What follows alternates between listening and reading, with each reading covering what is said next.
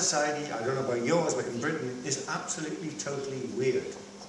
On one page of a newspaper, you can have them lamenting over the latest statistics about the increase in syphilis, gonorrhea, chlamydia, and the birth, single mother birth rate. Oh, this is absolutely terrible for our society. 3 pages later, you can have them castigating some person, some moralist who said that we shouldn't have this on television, or we should have better morals and this, that and the other. We have to have freedom.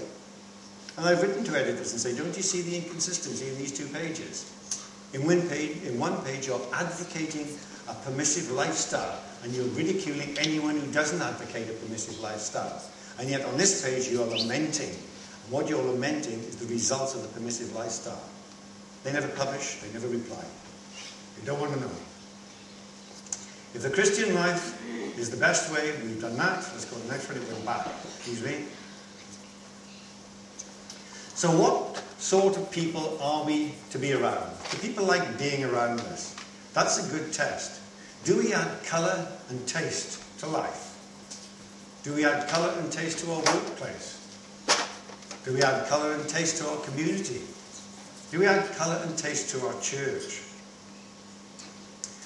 That's not necessarily by being an extrovert all the time, or any of the time, that's not your personality. But just being the sort of people that folks like to be around. That's very important. That's very important. That's the role of the salt. It adds savour. Do we have a message to tell other people that will give them direction? Yes, we do. We do have a message. We don't put it in a bottle and throw it into the sea, or do we? Do we just hope somehow or other they'll see that we are Christians? Yes, we have to live the life.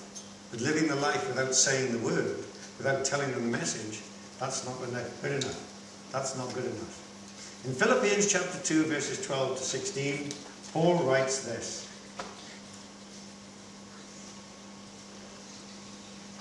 Therefore, my dear friends, as you have always obeyed, not only in my presence, but now much more in my absence, continue to work out your salvation. Not work for your salvation, to work it out. As we read in that passage in Philippians, we are saved for good works. We have to work out our salvation. And he says here to work out our salvation with fear and trembling. Oh dear. Do you work out your salvation with fear and trembling? Are you in fear and trembling of God? I'm not. We know quite often in the Old Testament where it says the fear of God is the beginning of wisdom. And the word there means to be in awe of God. It's the awe of God. And this expression here is a figure of speech which basically says to work out your salvation with awe and respect. Are you in awe of God? I am. I find our God is an awesome God. Yes, I can think about him creating this universe, and that's awesome.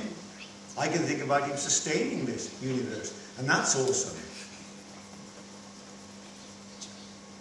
I can think about him loving me in spite of knowing everything I do, everything I say, and everything I think. Yet he still loves me. That's awesome. That is awesome. Work out your salvation in awe and respect. For it is God who works in you and to will and to act according to his good purpose. It's God working in us, enabling us. We have lots of things to do. We might think, I can never do that. And maybe you don't have the talent. There's lots of things we can do if we put our mind to it. Because God will work in us and enable us to do them.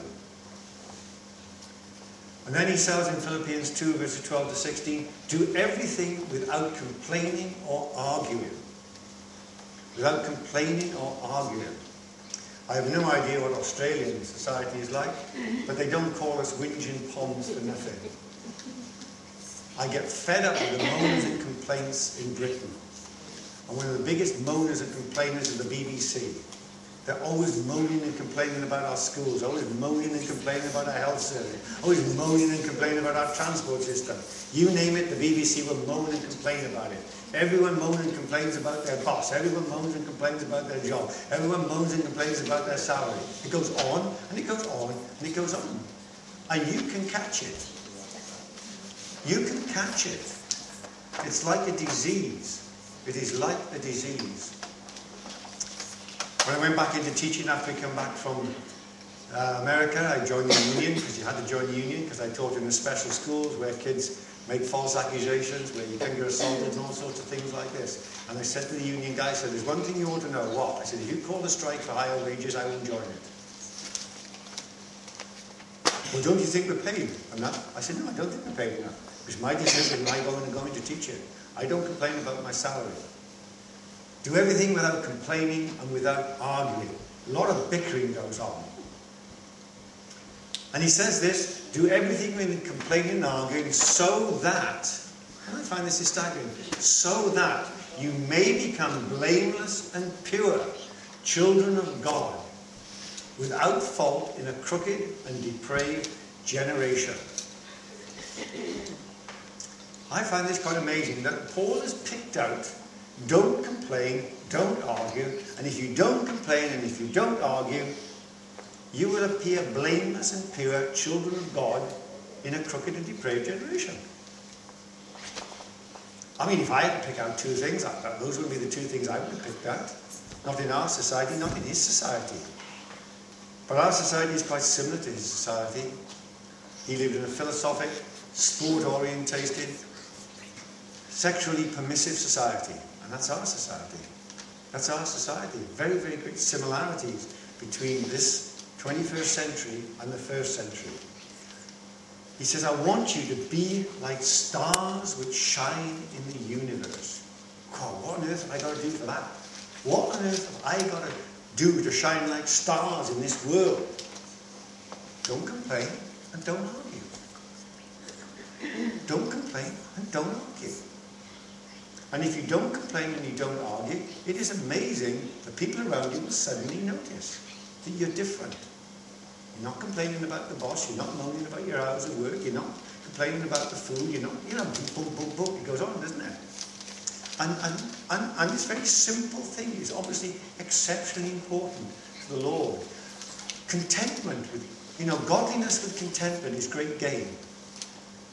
You can come across Christians who are very godly, and you can tell they're very godly because their chin is down to their knees. They're not content. You've got to do all these things. You've got to do them. Doesn't do this, got to do that. What's the point? What's the point? Remember those Jews of the Acts period who were zealous for the Lord. They were enthusiastic for the Lord. We should be enthusiastic for the Christ-like life. They may be giving up some things. Fair enough, so what? Look at what Christ gave up for us. They may be doing some things that don't particularly like doing. But you do them. You do them. You do them.